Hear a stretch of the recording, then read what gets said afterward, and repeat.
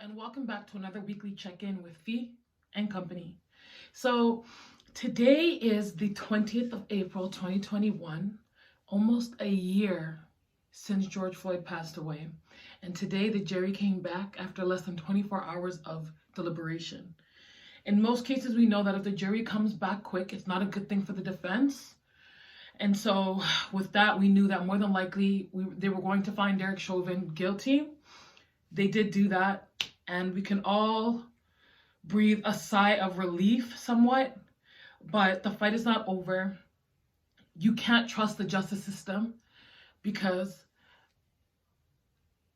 as we've seen in history, even if they convict, it doesn't mean that the sentencing is going to match the crime. And so we have to wait and see. And maybe this will spark change actually, but we need to wait and see. And I was just in a clubhouse room as soon as the verdict was announced, and there was a lot of people saying, like, protect your peace, protect your minds and your families and your expectations. And that's something that we really need to talk about, because yes, we got this. We didn't think we would ever get to this day. We got here, but this is not enough. They will think that this is enough for us. It's not. We need him to be sentenced with for the crime in itself, right? And not given a lighter sentence or more favorable sentence, you know? And that's the fear here, of course, right? Because we've been taught not to trust the justice system, not to trust the police, right? Not to trust the prosecutors. So let's wait and see. I'm supposed to be in a meeting right now with an anti-Black racism coalition that's in York region. We do a bi-weekly check-in. And we were listening to the verdict overall so everyone can hear. You could just see everybody's hearts were in their throat. Listen, we're in Canada. We're in York region. We're removed from Minneapolis. But the gravity of this is felt by the whole entire world. They've said that we're fighting two pandemics, COVID and anti-Black racism. And I seen a Facebook status that I had posted in 2016 with a white guy and a Black guy, and the white guy is saying, does my life matter more than his? And the Black guy is saying, does my life matter less than his? And so I'm telling you, this is not something that I'm new to. This is on this scale with an organized group, yes, but my parents instilled this fighting spirit in me, and I'm weary to call it a win because, you know, everything's not set and done right now, you know what I'm saying? So I'm just hopeful. This is what it was much needed, obviously, because Daunte Wright was just killed last weekend, 2 weekends ago, and so this is a little bit of light at the end of this dark tunnel that we've been going down for our whole entire lives, from the history of America, right? The history of North America, the history of Canada. And so I'm weary. I don't know what to say. This past week and a half, I've been very finding it difficult to find my words because I don't know how to feel anymore. And it's part of making sure your mental is okay and making sure that you're taking care of yourself, because this fight does get tiring, because to us it's common sense, but to others it's not. We got to be very wary of how we exert our emotions and our mental processes, and look out for your children, for your family, for your friends. Talk to your kids about what's going on. And it's unfortunate that we have to take away their innocence, but it's something that needs to be done in order to protect them and have them understand how the world works at this very moment. My goal is to empower my children, to help them understand that while this is the way it is, hopefully by the time they're adults, there will have been some change. And if I could be a part of that, that would be amazing.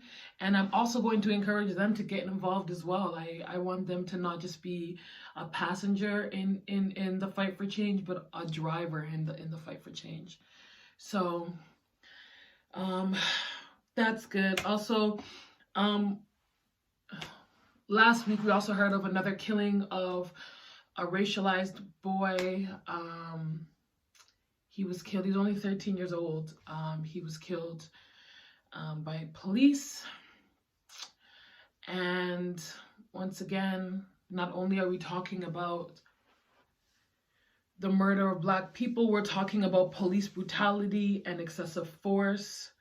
And I'll say this again, for me, if you want to be a police officer, a firefighter, a paramedic, a medical doctor, you don't get to be afraid. You don't get to be scared. A lot of it is, I'm scared, I was fearful for my life.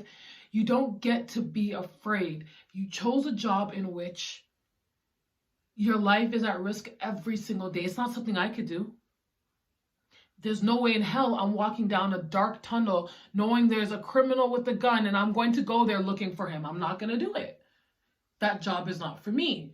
But for those who say this is something I want to do, for those who receive training, for those who take oaths to serve and protect and use and abuse their power, it's easy to understand, to kind of comprehend how you get to say you had the same reactions as any normal human being would have when you have the training, when you've chosen this line of work. If I accidentally shot somebody, if I had a gun and somebody came around and I got scared and I shot, I would still be charged. Whatever the charge, manslaughter, murder, whatever, I would still be charged. But it's crazy to me that the police are held to a lower standard than regular everyday people. It's mind-boggling. They say McDonald's and Walmart workers have better de-escalation training than the police officers who have deadly weapons. This is the world we live in. Policing needs to be defunded. They need to reallocate the funds to hiring specialists who deal with children, for one, deal with people who are going through mental health crises, deal with people who are on substances. Instead of having these people who just know force, we need people who are specially trained to deal with these crises. How many more racialized bodies need to die before we sit up and say enough is enough? This boy was 13 years old. Dante was 20. George Floyd was unarmed. Listening to the defense talk about all the ways he could have died, possible ways, carbon monoxide poisoning from the exhaust, who put his head down there?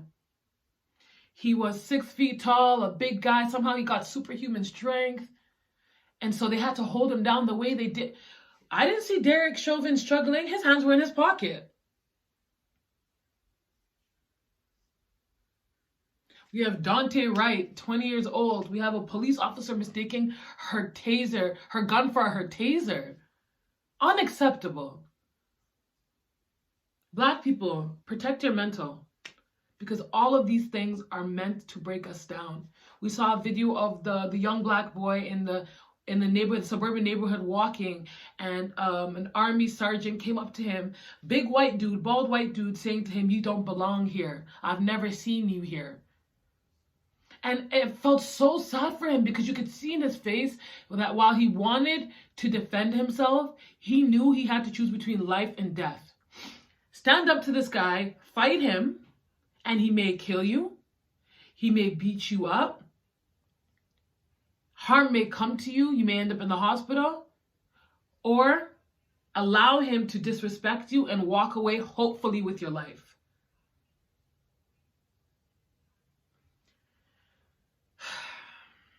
I'm glad, I'm thankful for those Black people who showed up to his house and let him know, come outside, we ain't finna jump you.